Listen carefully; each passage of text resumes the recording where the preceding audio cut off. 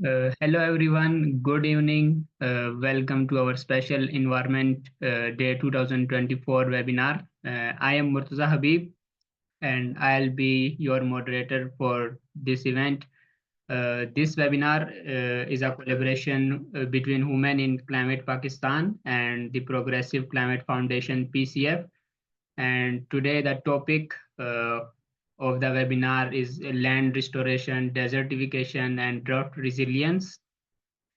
uh, I know this is a critical subject, and we are excited to have esteemed experts who will share their insights on how we can contribute to restoring our land and building a more resilient future.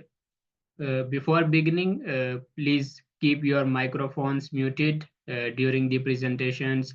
And if you have any questions, type them in the chat box and we will address them in the question answer sessions at the end.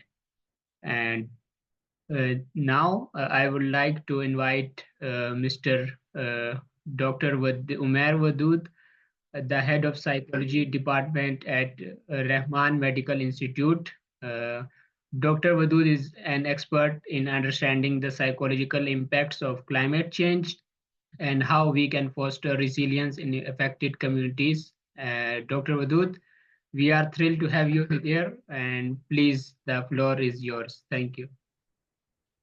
Thank you so much, Murtaza, for the introduction. My apologies. I just like to make a small correction. I'm not the head of psychology department. I'm actually the head of physiology department.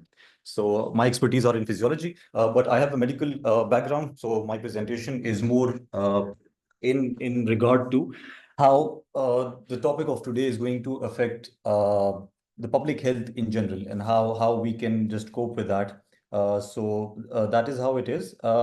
I've researched this topic. I'd be really thankful to all of you who've arranged this webinar, especially Haris, who invited me to speak on this forum. I think it's a great forum to talk on. There are a lot of, I see a lot of people here who are witnessing this webinar, and I'm thankful to them as well to be a part of this. So before I start my presentation, I'd just like to share that here. Please let me know when it is visible to you all. Okay, sir. It says to me, host disabled participant screen sharing. Can you turn that on for me so that I can screen share my presentation? Okay, just 1 minute. Okay.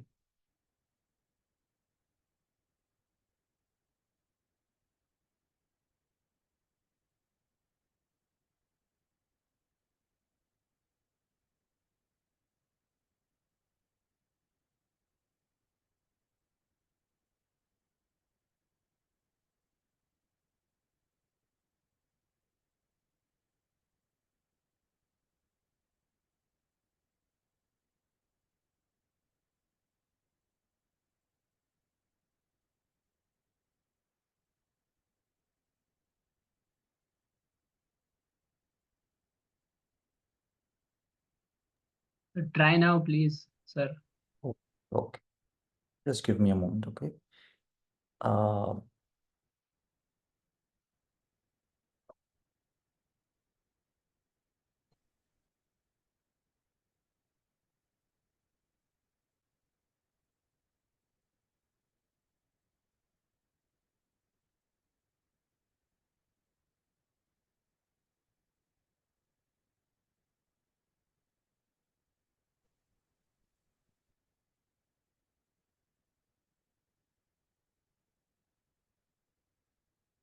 Okay, let me try again because it's for some reason not working.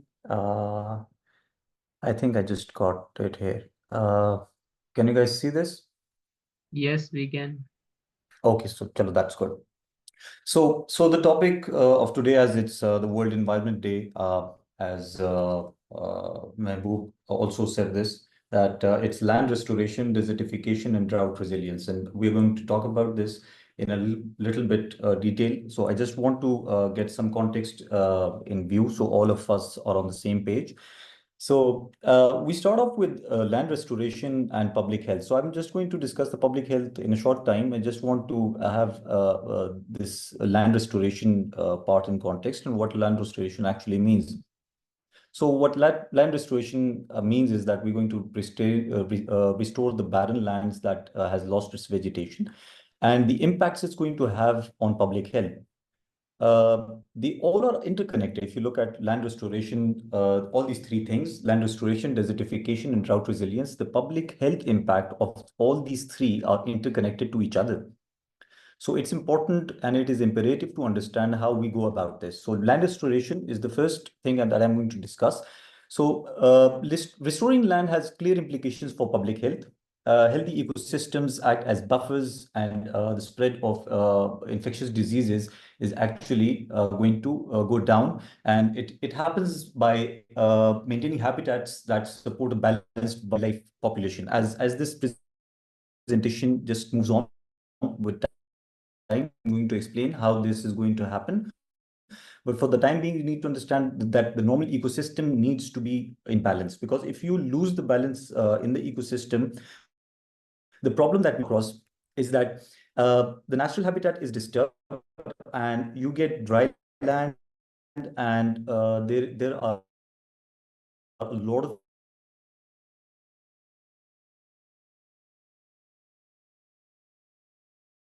diseases, for example, airborne diseases, the disease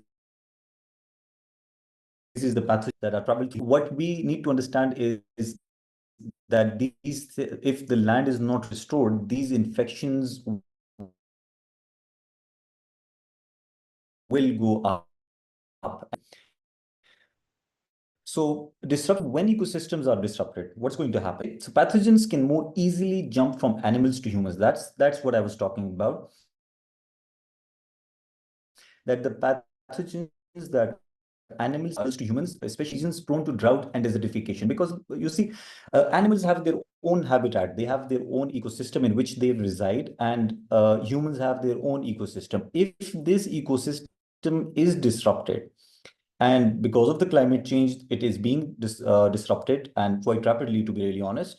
So what it does is it's going to have a very bad effect on your health, your health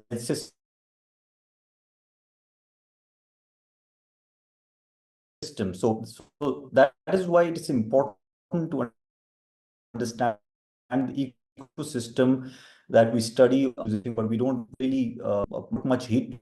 That ecosystems need to be in place. If the ecosystem that as well, but the health impact is anything. So by investing in land restoration, healthier environment clinics, we should invest in more clinics. We should invest in more factories of pharmaceutical factories and everything. But we don't really look into the core problem. The core problem is uh, land restoration, drought, and the climate change that is going to happen. Because if you invest in that actual core problem, these hospitals, they would be of less traffic. Less and less people will go to the hospital, and that is what at large you have to look at, because hospital is not a business kind of a setup. It is for the public betterment at large, whether they're government hospitals or they're private hospitals. So it is important and it is imperative for us to understand that we need to invest in the core value, not in the outcome. So what studies have shown that restoring natural habitats reduces the contact between wildlife and human population, thereby lowering the risk of zoonotic spillover. This point, that the third point I just read out from the presentation, I mentioned this, I guess, 2 minutes ago, that ecosystems should be in place, because animals have their own ecosystem, humans have their own ecosystem. If you disrupt that system, and that is how pathogens actually come in contact with human beings. So moving forward, bridging ecological health and human well-being, land restoration projects often incorporate community involvement, ensuring that local populations benefit from improved agricultural productivity and enhance resilience to climate change. So what it means is it's a collective thing. It's a collective thing. You can not do it alone. That's why we are all gathered today as well, because this is not something that a single person can do. It's not just the government's job. It's not just a private sector's job. It's not an NGO's job. I think it's the job of every single human being involved, because it affects all of us. So land restoration projects, it needs community involvement, because this brings awareness, and this will change the culture of how we look at things. So the community-centric approach fosters sustainable development. The development that is going to be brought about through community is going to be sustained for a longer duration of time, because climate change needs a sustainable project, not project, but sustainable model. It needs a sustainable model that can be sustained for a longer duration of time, not just for 1 month, 2 months, or a short duration of time. No. So that is why the emphasis should be on how we bridge this gap, and we actually foster the community so that everyone gets involved and a sustainable development model is created. And it strengthens the social cohesion and public awareness about the importance of environmental stewardship. So to be really honest, we as a nation, we don't really think much about climate change. We think this is just a thing of the West, and we just come across it on the news, and we just forward it, and we just do not look at it, and we just put it on in our subconscious. But that this thing is growing up. This thing is it's a ticking bomb. And the more it goes about, if you look at Pakistan, we've had a lot of floods. It's all about these things that's happening. So we need to have this cultural community-based thing in which we can sustain a model for a longer duration of time, and the generations to come, they can benefit from it. So in this way, land restoration serves a bridge between ecological health and human well-being, highlighting the multifaceted benefits of sustainable land management. Moving forward, I'll just give you an example. There are two examples, but I've just shared a picture of one example of them. From across the world, we've seen rapid restoration. One is in China's Laos Plateau. This is Laos Plateau. So if you look at the left one, this was a complete barren plateau. This was a complete barren plateau. And the government of China, what they did was this happened, by the way, very rapidly, and they completely restored the land. And if you look at the right side of the picture, it is completely changed. It is completely filled with green vegetation. And this is how they've restored their own barren lands. And that is a model that we can also follow, because these things have been implemented by other countries. We either don't take an initiative, or we just don't learn from others. So we can learn from Chinese model or African model, because in Africa, they've built this great green wall. And that's a great initiative. It has given a lot of benefits as well, and especially the health ones, because it has maintained an ecosystem, and it has also stopped these airborne diseases as well. So these projects have led to increased water availability, enhanced vegetation cover, and a return of native biodiversity within a short period of implementation, proving the effectiveness and immediate impact of restoration effects. So I think we should learn from countries that have actually implemented these strategies, and they've learned a lot from it, and they've succeeded in doing it, to be really honest. And we should also take these blueprints and implement them in our own system as well, so that our public health or our economy is restored. It has an effect on economy as well. We'll discuss this in a short time. Just stay with me. So the impact, what is the impact?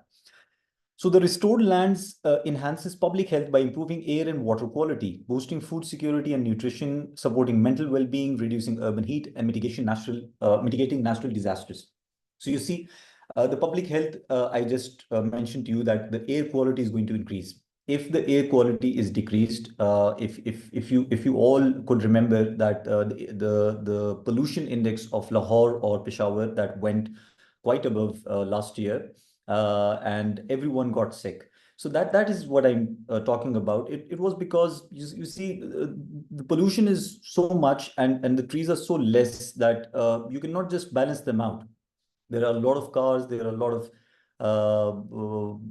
man-made things that destroys the air quality. And if we start to restore the lands, I think this thing might be much better. If you look in Islamabad, there's a lot of greenery there. and it's much better than other cities of Pakistan just because of the urbanization and less vegetation.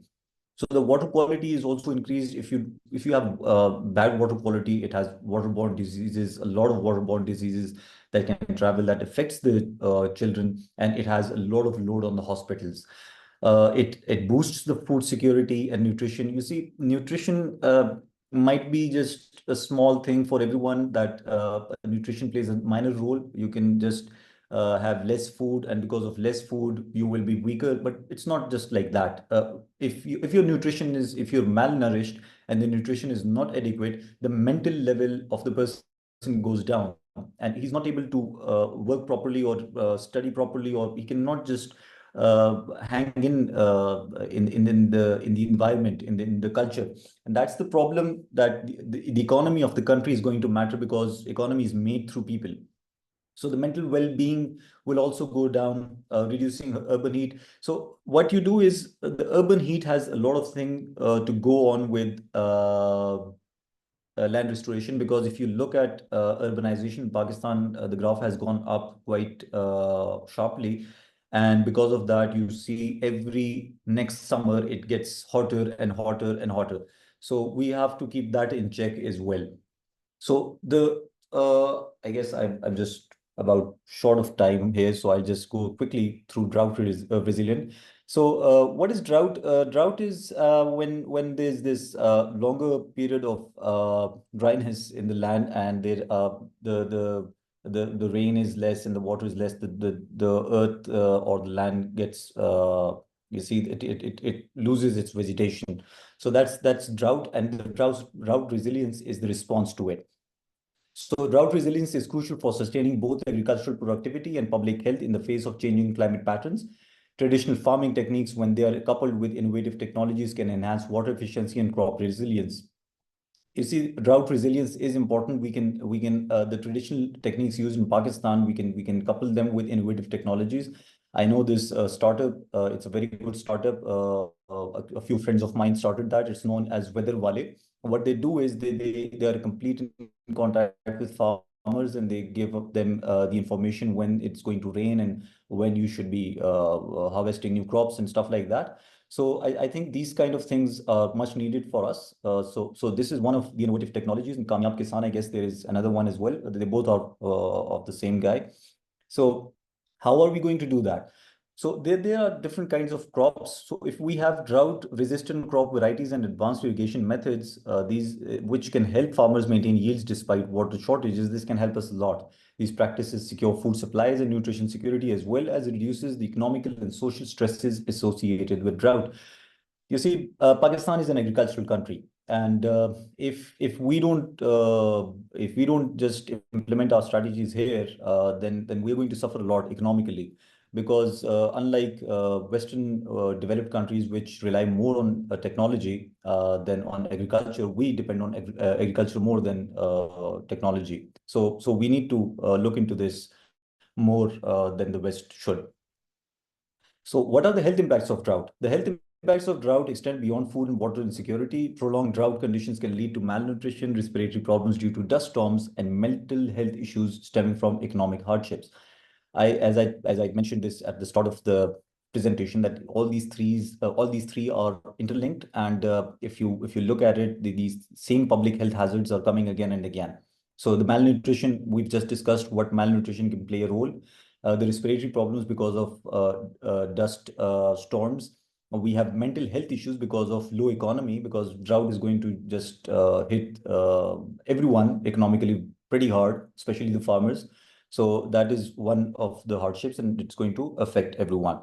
So the last one is combating desertification. Now, desertification is when the vegetations of a normal green field, it goes away, starts to go away, and that desert is start to be formed. So that's what desertification means. So how do we combat that?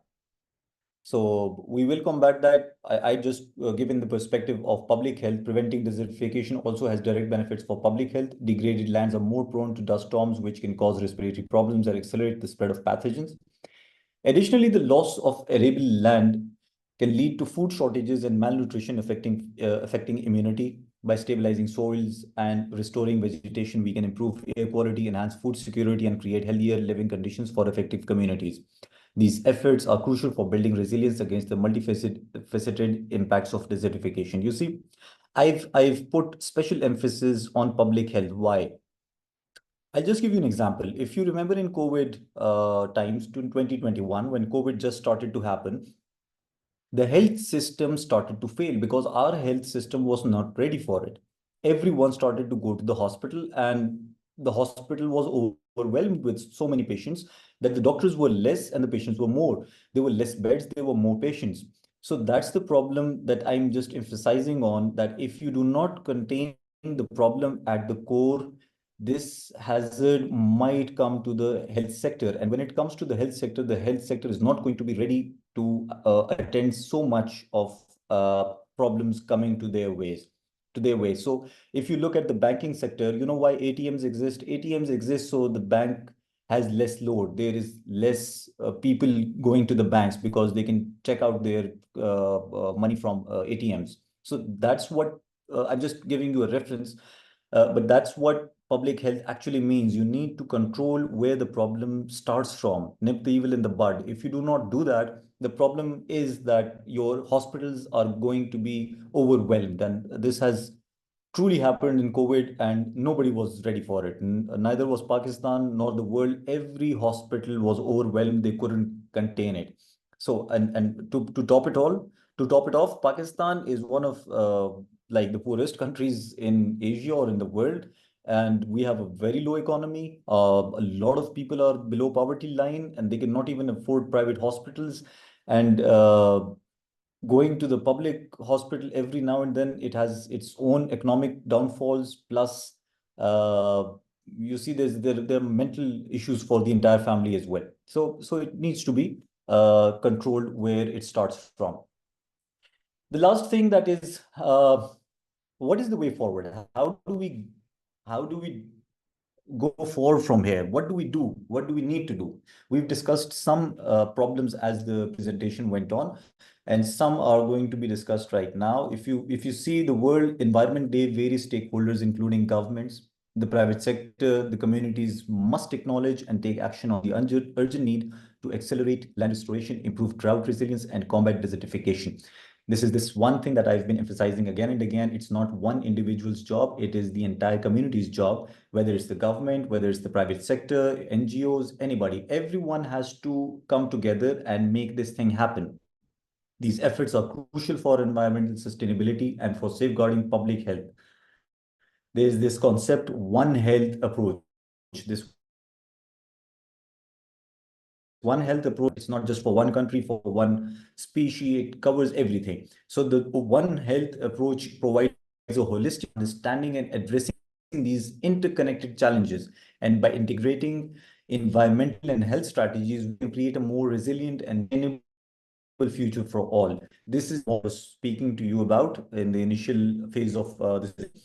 And through collaborative efforts and innovative solutions cutting across various sectors and disciplines, we protect our health and well-being of communities worldwide. So top it off, I'd just like to say this, just my job. It's not just your job, it's everyone's job. If we do not teach it out to our kids and to everyone else, we all are going to suffer, and nobody's going to be spared. So we cannot just pinpoint fingers at other people. It's your fault, it's your fault. It's everyone's fault.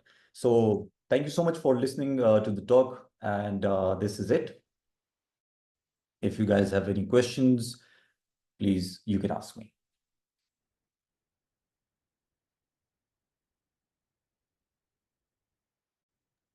So we will be addressing questions at the end of the session.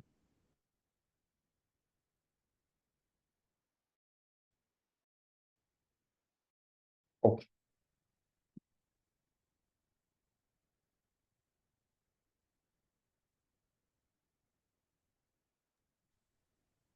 Murtaza, you are on mute. I'm sorry.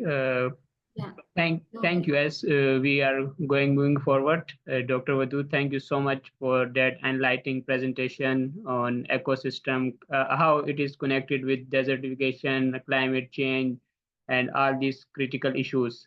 And your insights into the sociological impacts and resilience strategies are invaluable as we strive to address these challenges.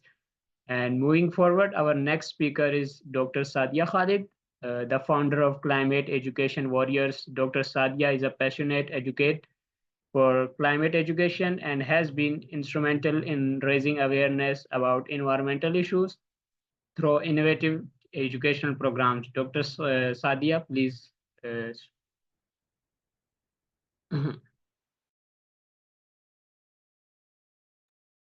Dr. Sadia.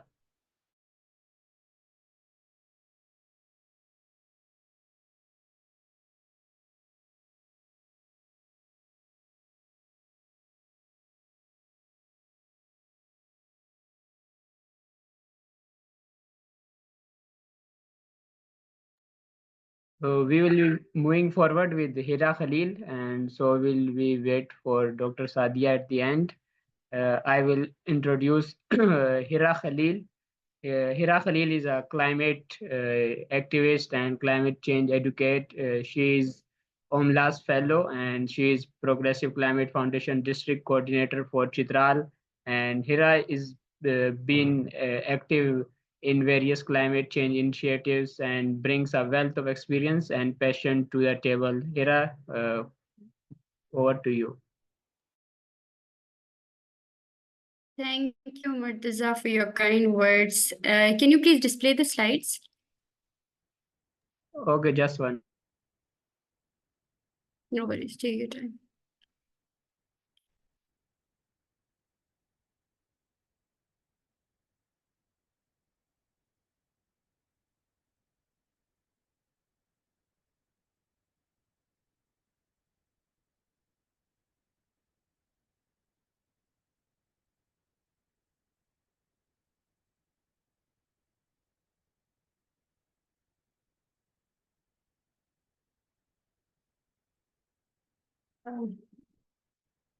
Thank you, Murtaza. Hello, everyone, and thank you so much for being here with us to celebrate the World Environment Day. So this year's theme is Our Land, Our Future, which focus on restoration, desertification, and drought resilience. So we'll be reflecting on the natural wonders of our planet and the crucial importance of our environmental conservation.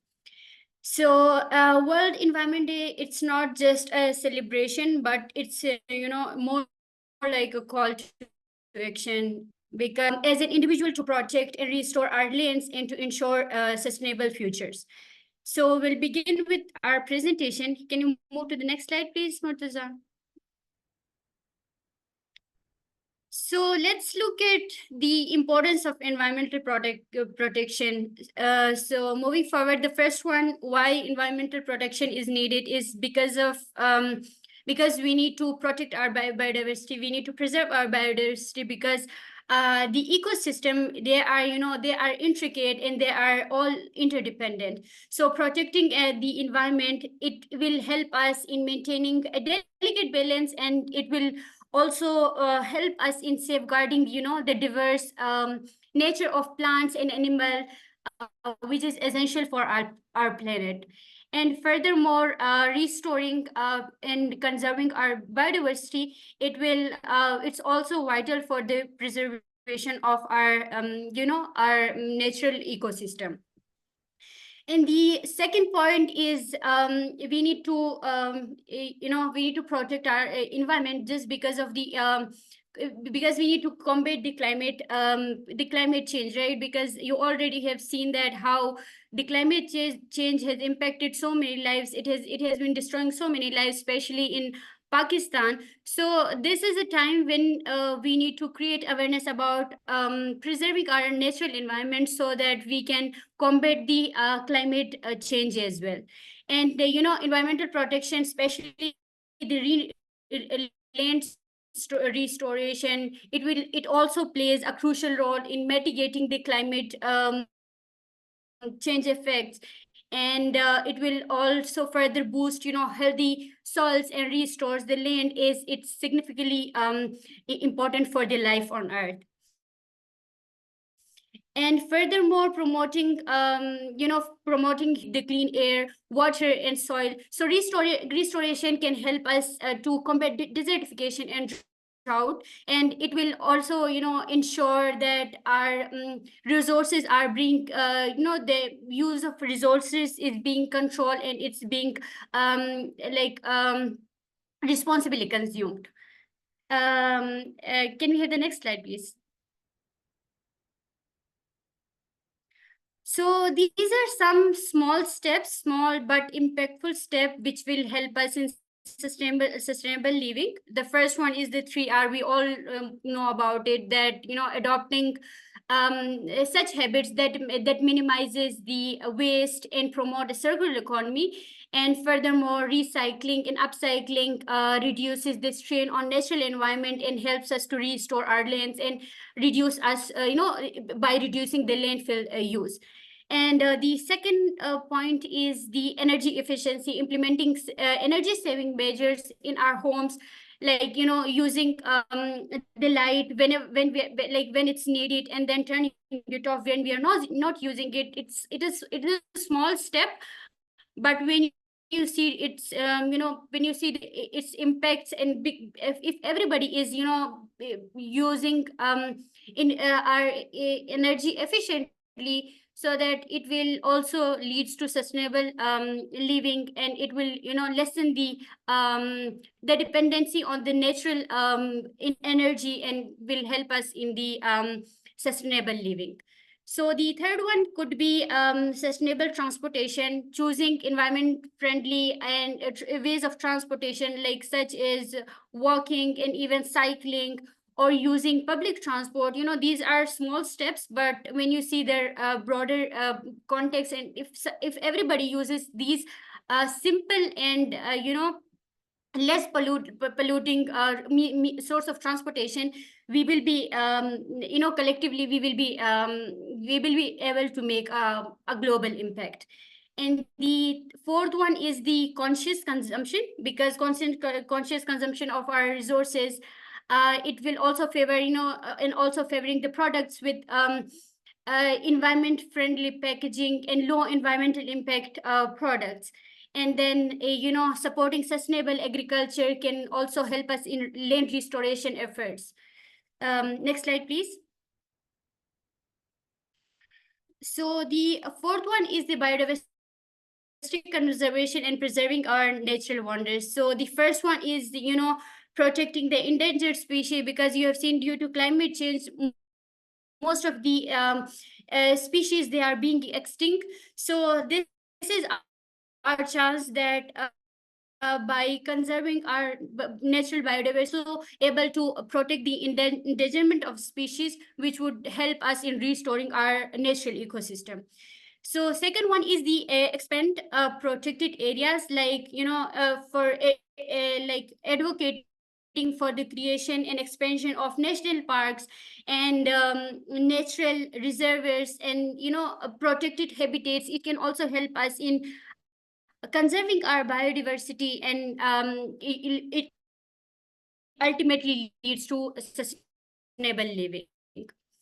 Responsible forest management, because it will help us maintain the balance of the vital ecosystem. And furthermore, the restoration and the afforestation would be key strategies in this regard as well.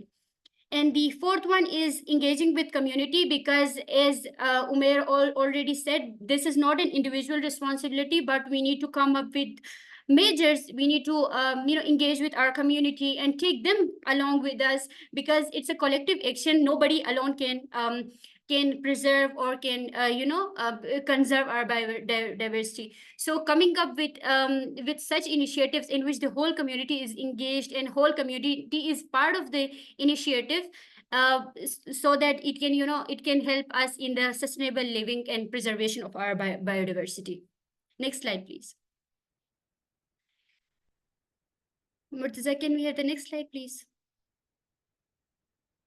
So let's talk about climate change mitigation and reducing our own carbon footprint. So how as an individual can we do that? Is the first step could be, using renewable source of energy, like transition to renewable source of energy such as solar winds and solar energy, wind energy, and hydropower energy. It can significantly help us reduce the greenhouse emission, and then furthermore, it will also reduce the need for the land exploitation associated with the use of fossil fuels. And the next step in this would be energy efficiency, like improving the energy efficiency at our houses, at our businesses, and even at transportation can lower the overall energy consumption. And if it, ultimately it contributes to less land degradation. And the third way could be adopting environmental friendly practices such as reducing waste, and furthermore, eating or producing organic food and minimizing air travel. It will also help us to mitigate the climate change and promote the restoration of our land. So can we have the next slide, please? Thank you, Murtaza. So let's talk about waste management and recycling. So like some of the strategies which would help us in the climate change mitigation, recycling and waste management are: first is the reuse, because it will minimize the use of waste generated by avoiding the single use plastic, and even by buying in bulk and choosing products with minimal packaging. And furthermore, reducing waste, that helps us reducing the waste. It would also help us prevent our land degradation and promote the restoration of our restoring our biodiversity and sustainable living. The second one is recycle diligently, because properly sort out and recycle the household waste to ensure that all the materials are being reused and they are being repurposed. And furthermore, effective recycling of the of different things, it would also help us reduce the pollution and resource extraction, and also helps us in restoration of our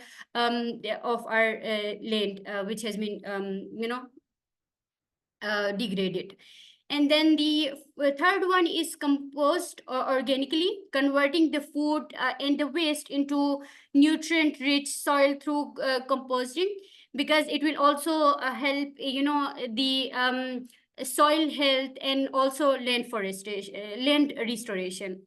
And then the fourth one is supporting circular economy. So advocate and participate in initiatives that promote circular economy, like in which the waste is minimized and the resources are being used efficiently, because this approach is essential for sustainable living, and it will also help us in sustainable living. So to conclude it all, can we have the next slide, Murtaza, please?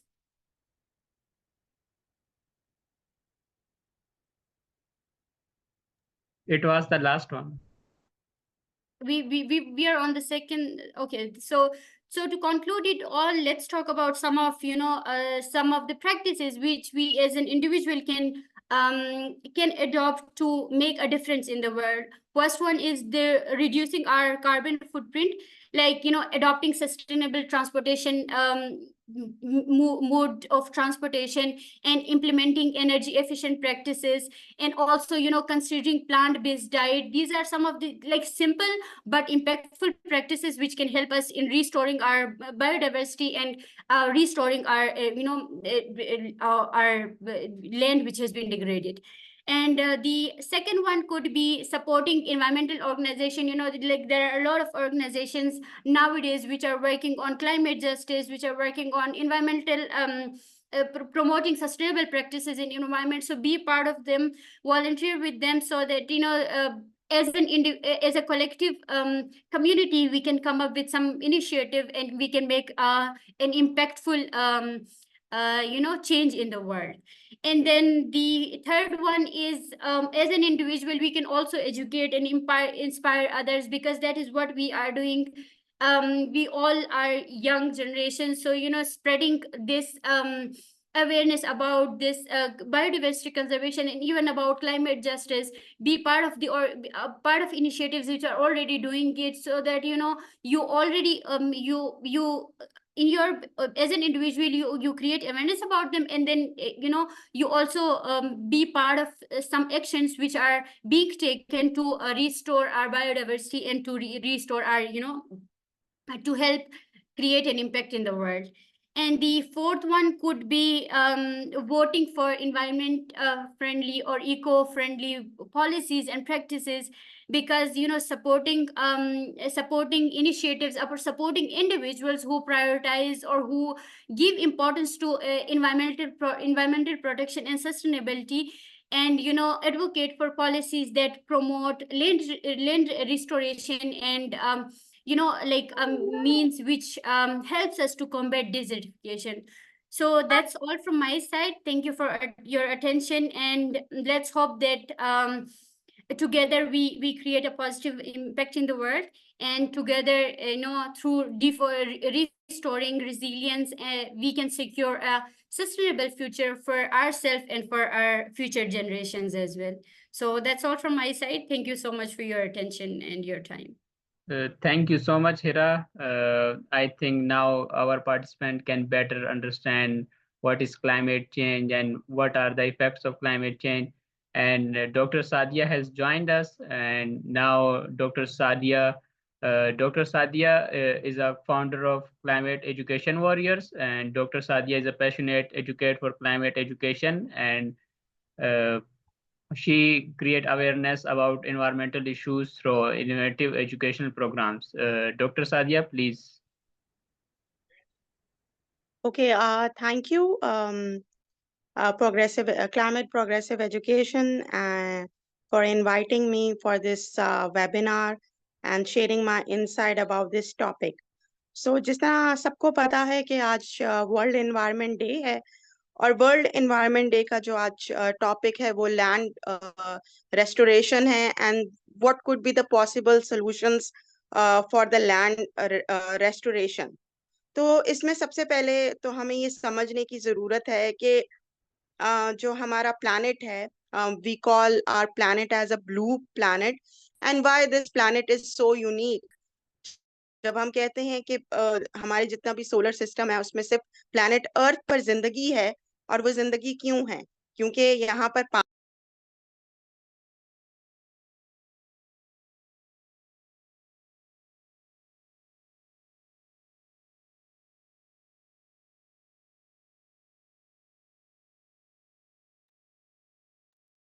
I think internet connection is interrupted.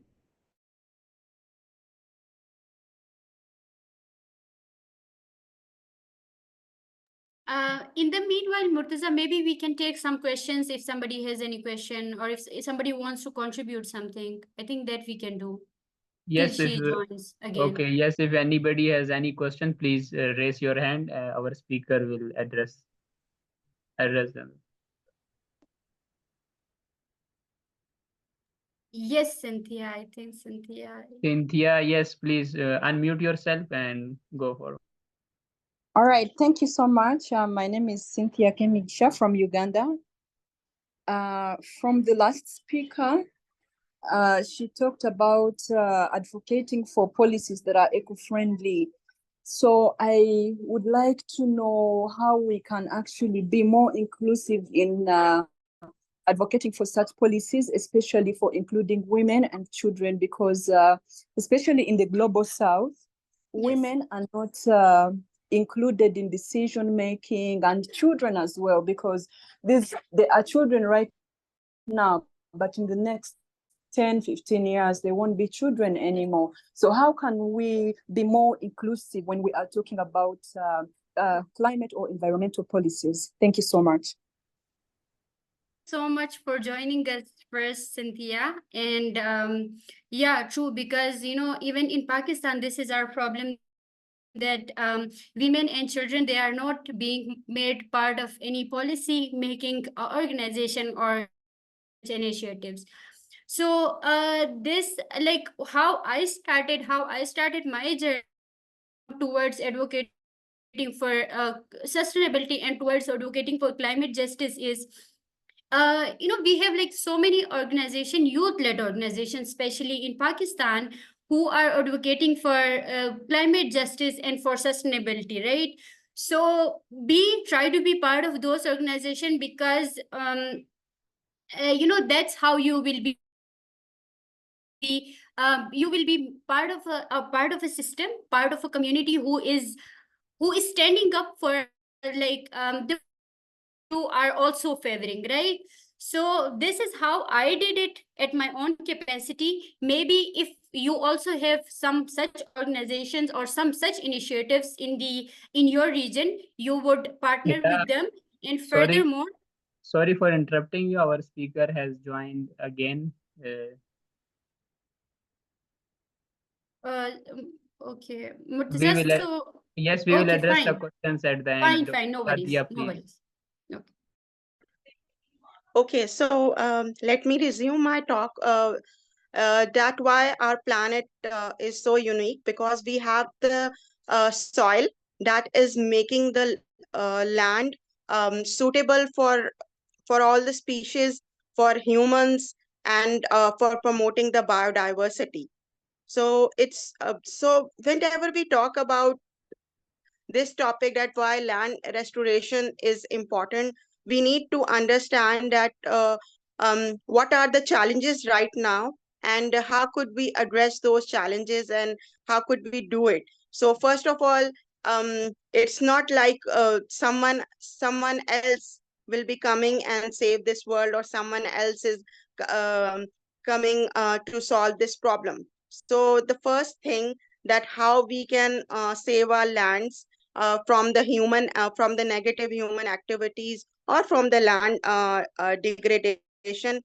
It comes from the individual actions, because most of the times we always blame that our government is not doing this, the municipal committee is not doing this, and we always blame and criticize others, but we forget that what is our role. One major cause of land degradation is increased urbanization, or we are building a lot of housing societies in the urban cities. So who is the responsible? No one is saying that you can build the housing societies on that agricultural land, and if we do not have that agricultural land, it will directly affect our food productivity, and of course then it leads to inflation. So now we need to think about that. What kind of negative human activities are leading to the land degradation? We need to understand. And right now, just close your eyes for 30 seconds and just think about it, that only the government or only the other organizations are not responsible.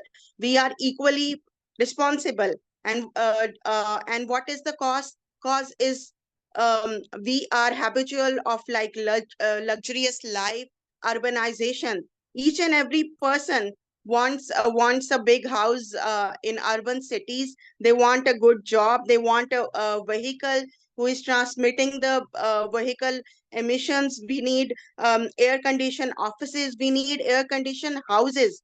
But do we ever think that the vehicle emissions, the air condition is increasing CO2, dioxide emissions, and they are affecting our ozone layer. And like if we take the example of Lahore, for last 4 or 5 months ago, Lahore, Lahore air quality index reaches to 300 or 350, and it's so bad for like our physical and mental health. And many people, and even me, I also got like severe chest congestion and chest infection for 5 months.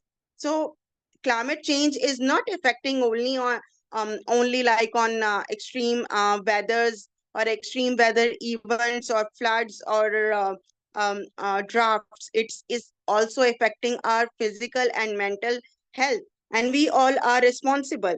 And now what we can do, like land restoration mean bringing the land to the previous condition. If we see that for like last three, if we go back to 3 or 4 decades back, we can see there is less plastic pollution in our homes, because people are not generating or not buying the things which are coming in the plastic packaging. people are not People are responsible. They are not sleeping in air conditioned rooms. They are not habitual of air conditioned offices.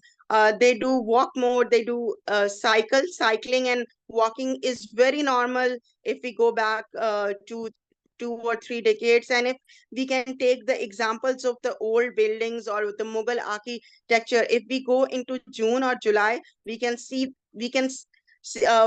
the cold corridors. That is because the sustainable architecture styles.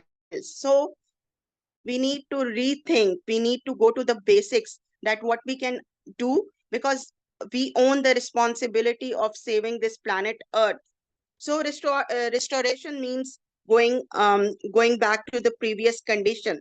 So what are the main causes of land degradation? Where the speaker before me already talked about it, but let me like share 2 or 3 things.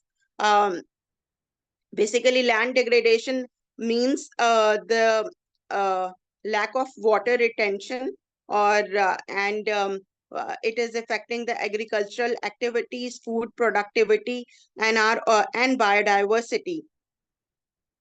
Very few people talk about like biodiversity and the ecosystem. Of course, we need to balance our ecosystem and biodiversity, and we need to save, because if one species a species imbalances that ecosystem or biodiversity, we just disturb all our ecosystem, and it will also um, affect our soil. And if there is no suitable soil, then we will not have any kind of fruits, we will not have any kind of vegetables and crops. So it has effect on each and everything, and we are living in a web of different things that is balancing the ecosystem. But now the basic concern, due to urbanization, due to increase in plastic pollution, due to deteriorating water quality and other negative human activities, we are suffering a lot. As we can see the extreme weather conditions, floods, droughts, lack of groundwater levels, and especially in urban areas, we are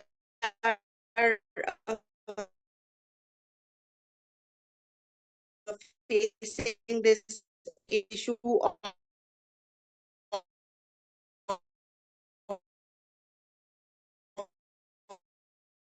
decreasing ground level water. And of course, water is so precious, but our people do not consider this as a blessing. And of course, without water, actions are save it. So it's very important, and now it's a high time. So that's all from my side. And if you have any questions, If anybody has any question, please raise your hands and we will take your questions one by one. Murtaza, let me complete Cynthia's query first. So, Cynthia, yeah, that is how you would start contributing towards, because most even that the problem which you raised, we also face the same in Pakistan, right? So that's why we are trying to work with youth-led initiatives, because they are more inclusive and they are also having women and especially even children in their board. So there is one way you can be part of such initiatives or such policies which are environment friendly, or which the organization which are working for climate. And another one could be, you might have heard about Yango. So this is an official children and youth constituency of UNFCCC. So be a member of it. Because there it's all voluntary, but they ensure inclusivity in terms of women representation and children representation. So be part of that, because that is what they are doing for. They are advocating for climate justice. They are advocating for policies which will help us to combat the impact of climate change and climate change. So, this is the way you can be part of such policies, and you can be part of such initiatives. Thank you so much. Yes, Afia, please.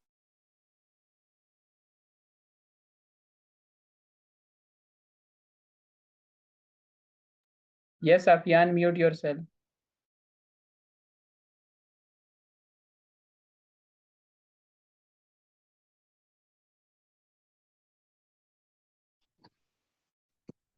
Assalamualaikum. I am Afia Jameen, an environmentalist and also working on sustainability. I just want to add कि हम कुछ अगर ऐसा कर सकें, because women and children they used to spend most of the time at home. Usually men जो हैं वो out of home होते हैं, और जो consumption है water की या जो other consumables हैं, vegetables हैं या fruits हैं, वो हम दो ही लोग हैं जो ज्यादा कंज्यूम कर रहे हैं.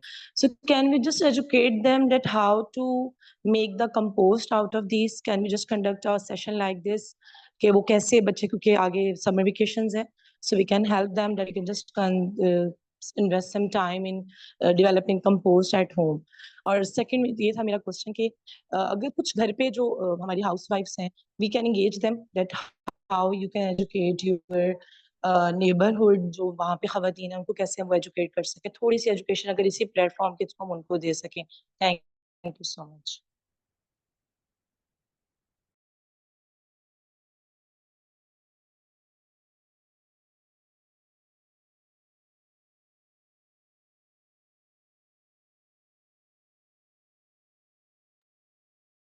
Yes, please, if anybody wants to answer. जी बिल्कुल, ये इसमें हमारे जो है ना हर वीक हम ये सेशन कर रहे हैं, तो जो भी हाउस है, वाइफ्स है या चिल्ड्रंस है, जो अभी जिनकी छुट्टियां होती है वो घरों पे होते हैं, तो वो इस तरह के सेशन ज्वाइन करके अपने आप को इक्विप कर सकते हैं इस हवाले से.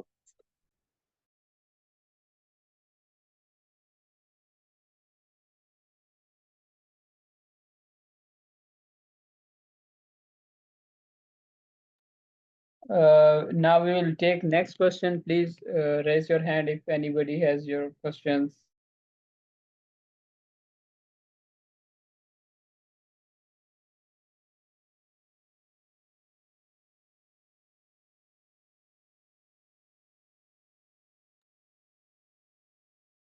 अगर किसी का कोई सवाल है तो रेज है अपना हाथ रेज खड़ा करें, हम आपका क्वेश्चन का जवाब करेंगे. Thank you.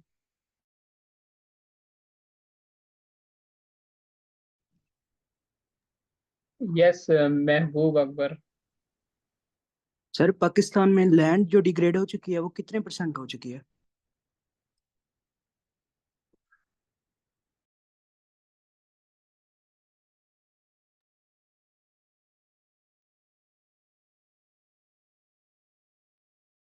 अगर कोई स्पीकर आंसर करना चाहे तो. For who is this question? From Mehboob Akbar. No. For who is it? जी पूरी दुनिया में जो है 25% लैंड डिग्रेडेशन हो चुकी है, और पाकिस्तान में 61% ऑफ लैंड डिग्रेडेशन हो चुकी है. And for Pakistan it's quite alarming. Yes, please, next one. Just raise your hand and we will take your questions.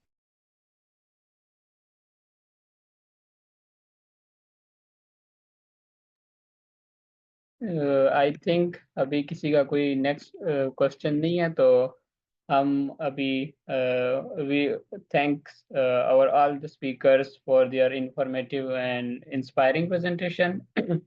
And thank you so much all the participants for attending. And remember, we can make a meaningful impact on the future of our planet by together we can work on climate change by educating for land restoration, or uh, by resilience against desertification and drought. And don't forget to register on the given link in the chat box to get e-certificates. And in the last, I request all the participants to turn on your camera. We will just take a few pictures.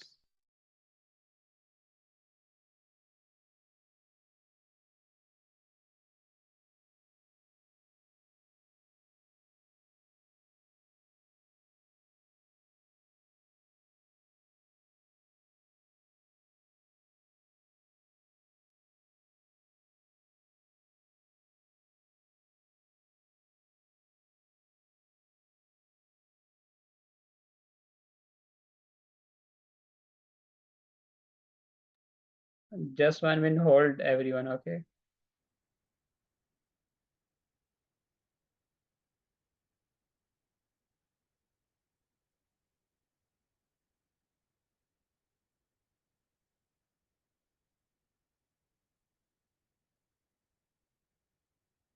Now,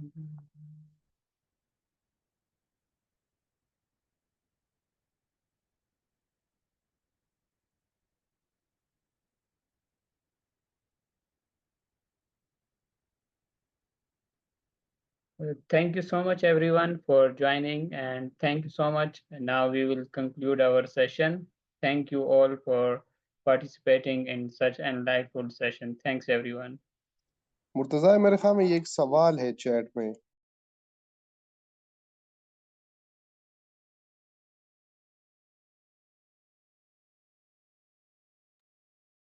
अब ना सदीका, अगर आपका कोई question है तो आप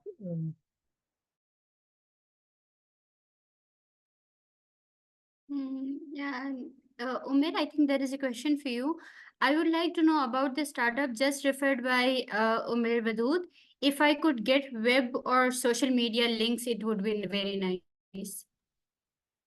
जी वो share कर दी है। ये प्रोग्रेस बारे में पूछना चाहते हैं तो शेयर किए, तो आप हमारे किसी भी सोशल मीडिया ठीक है, that's great.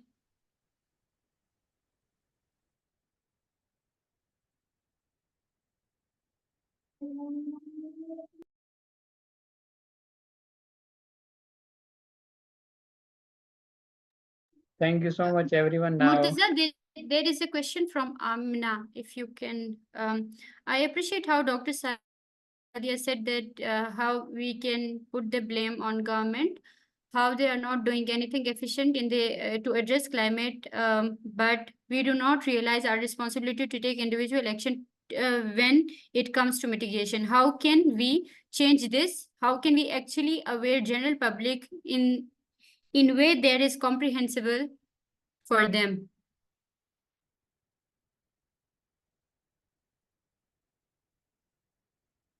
Is Umer here?